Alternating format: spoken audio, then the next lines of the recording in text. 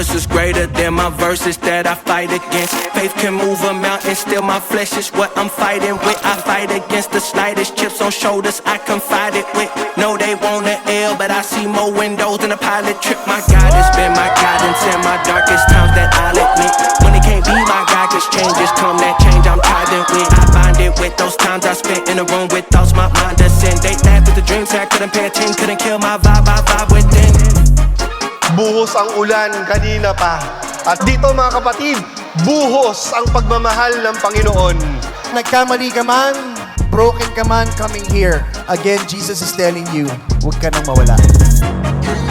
Huwag kang matakot na mamatay para sa iba, na i-give up yung comfort zones mo, mga bisyo, yung doubts mo, pride, dahil yan ang humihila sa'yo para hindi mo maibigay ng buong buo yung sarili mo sa Panginoon.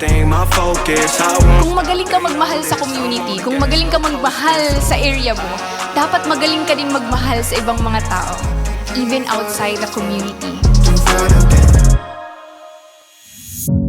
Palagi akong may tanong sa Diyos, Lord, ano yung gusto mong gawin ko? Ano pa ba yung kulang sa mga binigay ko, Lord? Ang hirap kasi para ka nawalan ng direksyon. Parang nawalan ka ng pag-asa. Unworthy ako. Takot ako eh. When there's so much pain, sometimes you forget the Lord. Maraming pagkakataon na tumatawag ako sa mga kaibigan ko para umiyak lang. Worth it ba na ipaglaban mo, ibigay mo yung lahat, ibuhos mo? Para lang sa misyon? Walang mangyayari kung matatakot ka, kung paniniwalaan mong hindi mo kaya. To be firm in faith is to be sure that God loves you. Because there is a God who will strengthen you. He can make the fearful fearless. Ang nareceive ko lang ay 4 na salita na tatangi ka sa akin. Tatagan mo at lakasan mo ang loob mo. Hayaan mong yung pagmamahal ko naman yung magtaguyod. Hindi kita pababayaan. God saw you.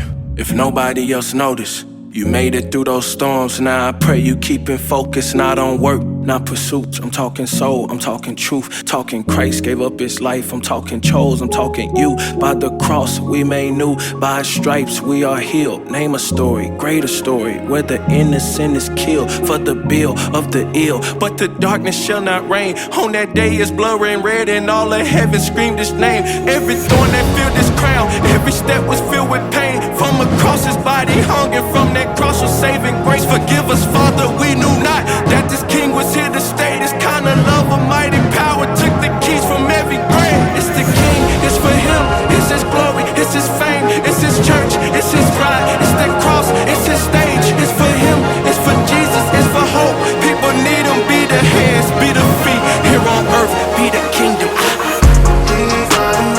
Ang pinakamalaking takot ko ngayon ay uuwi tayong takot pa din. Kailangan nilang makilala si Kristo para maibahagi natin ng matapang itong message of faith and love to a lot of young people sa kanya-kanya nating mga lugar.